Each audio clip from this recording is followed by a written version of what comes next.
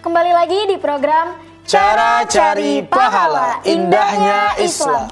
Melanjutkan perbincangan mengenai lika-liku rumah tangga. Pastinya di pikiran kita semua tentang pernikahan akan mengarah ke awal yang indah ya Pak Ustadz. Ya, seperti yang Amel bilang tadi. Kalau tadi Pak Ustadz sudah menjelaskan mengenai tema pada hari ini, sekarang waktunya Pak Ustadz menjawab pertanyaan yang udah masuk dari sahabat Cari Pahala di rumah. Langsung aja nih ke pertanyaan yang pertama, kita saksikan tayangan berikut ini. Cara cari pahala, indahnya Islam. Assalamualaikum Pak Ustadz, saya mau tanya, apabila kita sudah berkeluarga lalu diterpa masalah, apakah boleh kita menceritakan masalah tersebut kepada orang tua kita? Assalamualaikum warahmatullahi wabarakatuh. Waalaikumsalam warahmatullahi wabarakatuh.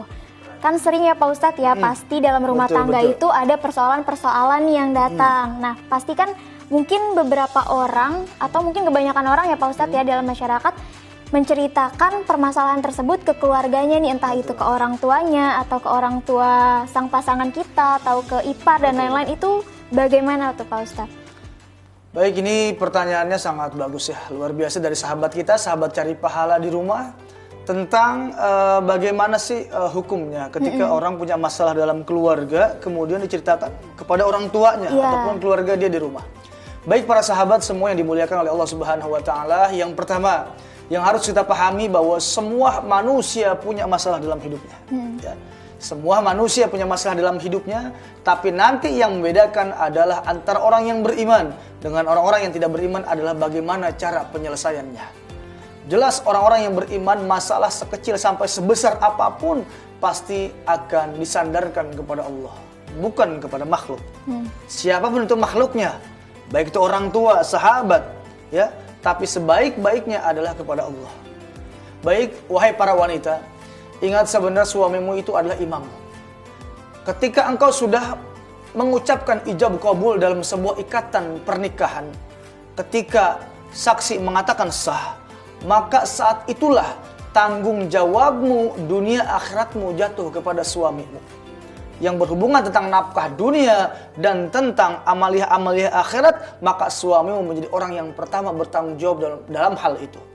Maka dari itu ketika suami bertanggung jawab dalam semua masalah hidupmu, maka sudah menjadi sewajarnya lah.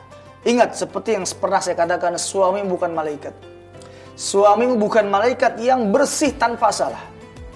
Ya kan, kadang-kadang begini, kita suka melihat orang itu punya masalah, berantem sama suaminya. Besok udah ngadu, ternyata besok sudah jalan bareng lagi gitu ya. Ini kan kadang-kadang yang ya kurang kedewasaan sikap, yang seakan-akan akhirnya membuka aib suaminya sendiri ya. Maka dari itu menurut pemahaman saya dan juga beberapa pertimbangan daripada mungkin para keterangan-keterangan para ulama, alangkah baiknya permasalahan hidup apapun itu, apalagi yang menyangkut rumah tangga, jangan sampai diceritakan kepada orang lain, walaupun itu kepada orang tua sendiri. Kalau saya punya prinsip, Amel, apapun yang saya rasakan, pahitnya jangan sampai orang tua saya tahu. Yang ditahu oleh orang tua saya adalah tentang kesenangan dan keindahannya. Kamu adalah tanggung jawab suamimu. Maka kekurangan suamimu harus kau terima dengan segala keikhlasan dan kerendahan hatimu. Jangan disebarluaskan kepada siapapun. Dan ada orang yang, ya orang perempuan sering ya, nah perempuan kita lihat itu ketika ada masalah sama suaminya, dia pergi ke rumah orang tuanya. Ya, pergi. Dan orang tua kadang-kadang mengiyakan dan di alam sama orang tuanya. Udah nak tinggal di sini. Padahal orang tua yang baik, jangan biarkan anak terlalu jauh pergi meninggalkan rumah tanpa izin suaminya. Ya, arahkan mereka untuk balik kepada suaminya dan tolong jangan terlalu banyak berbicara tentang keluh kesah kepada orang tua kita, walaupun memang secara hukum ya tidak ada pengharaman ataupun pelarangan, tapi menurut etika tentang kehormatan suami kita, ayo pandai-pandailah menjaga kehormatan suami karena itu menjadi ladang ibadah. Seperti itu, Amel. Terima kasih. Baik, jadi tadi seburuk-buruknya suami kita, ibaratkan istri itu sebagai bajunya ya Pak Ustadz ya, baju bagi suami. Jadi jangan membuka aib dengan menceritakan permasalahan yang ada, terutama kepada orang tua juga nggak. Kalau bisa jangan ya Pak Ustadz ya. Jadi ya udahlah, sebaik-baik yang mengadu kepada Allah Subhanahu wa taala. Baik, ini masih ada nih beberapa pertanyaan yang masuk. Langsung aja ke pertanyaan yang kedua dari sahabat cari pahala. Kita saksikan tayangan berikut ini. Cara cari pahala indahnya Islam. Assalamualaikum warahmatullahi wabarakatuh. Saya ingin bertanya Pak Ustadz, bagaimana pandangan Islam jika seorang suami istri dalam proses perceraian tapi masih tinggal dalam satu rumah? Assalamualaikum warahmatullahi wabarakatuh.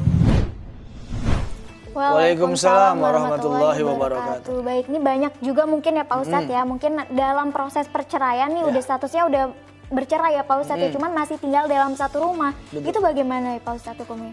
Baik, ini sebuah pertanyaan dalam proses ya, proses perceraian. Dan juga nanti ada memang sudah bercerai, bagaimana ketika dia masih hidup dalam satu rumah tangga.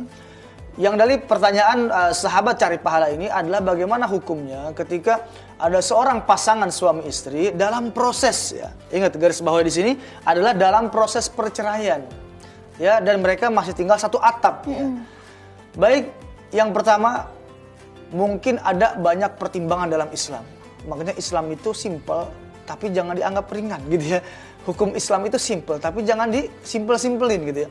Jadi berbicara tentang hal seperti ini, yang pertama Islam itu apabila dia masih punya anak gitu ya, ada anak ya dari pernikahannya ini ternyata masih ada anak yang kecil-kecil ya. Terkadang ini menjadi satu pertimbangan ya tentang psikologis anak nanti ke depannya seperti apa ketika orang tuanya berpisah. Makanya memang ada suatu bukan perintah, ada membolehkan gitu agama ketika dalam proses perceraian ini boleh masih tinggal satu atap dengan pertimbangan terhadap psikologis anak nanti ke depannya ketika mereka tahu bahwa orang tuanya bercerai. Nanti ini sebuah proses pelan. Jadi kenapa?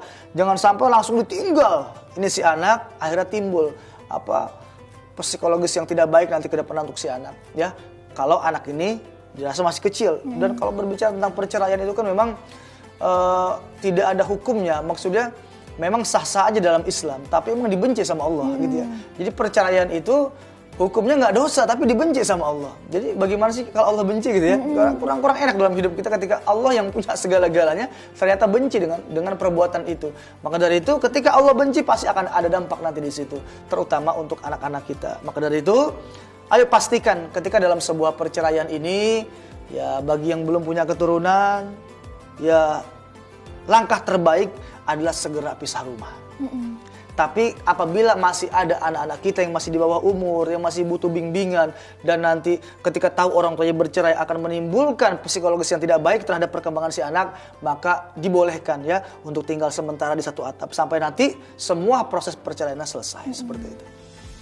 Baik, berarti kalau masih proses perceraian itu kalau misalnya punya anak masih diperbolehkan. Ya, tapi kalau misalnya sudah benar-benar cerai gitu Pak Ustadz, statusnya berarti harus sudah pisah rumah ya Pak pisah Ustadz rumah, ya. betul. Jadi diomongin baik-baik gimana untuk baik-baik. psikologis anak Betul. gitu. Jadi kalau bisa jangan sampai Bercerai.